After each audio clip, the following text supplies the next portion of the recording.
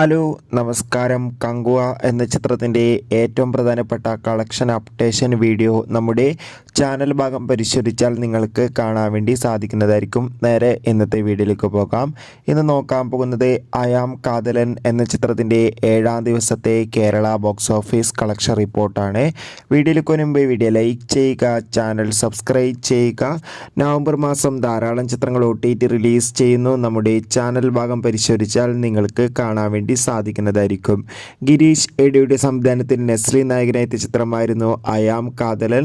ചിത്രത്തിന് 7ാം ദിവസവും ഒരു ആവറേജ് അഭിപ്രായം തന്നെയാണ് വന്നുകൊണ്ടിരിക്കുന്നത്. എല്ലാ സിനിമാ പ്രേമികളും ഒരേപോലെ ചിത്രത്തിൻ്റെ ഓരോ ദിവസത്തെയും കളക്ഷൻ റിപ്പോർട്ട് അറിയാൻ വേണ്ടി കാത്തിരിക്കുകയാണ്. അയാം കാതലൻ എന്ന ചിത്രത്തിന് 7ാം ദിവസം അത്യാവശ്യം ഒരു ആവറേജ് ബുക്കിംഗ് കേരളത്തിൽ നടന്നിട്ടുണ്ടായിരുന്നു. അതുകൊണ്ട് തന്നെ 40 ലക്ഷത്തിൻ്റെ അടുത്ത് വരെ കളക്ഷൻ നേടിയെടുക്കാൻ വേണ്ടി സാധിക്കുമെന്നാണ് ട്രാക്കിംഗ് റിപ്പോർട്ടുകൾ സൂചിപ്പിക്കുന്നത്. കാത്തിരിക്കാൻ നമുക്ക് അയാം കാതലൻ എന്ന ചിത്രത്തിൻ്റെ കൂടുതൽ ബോക്സ് ഓഫീസ് കളക്ഷൻ റിപ്പോർട്ടിനായി.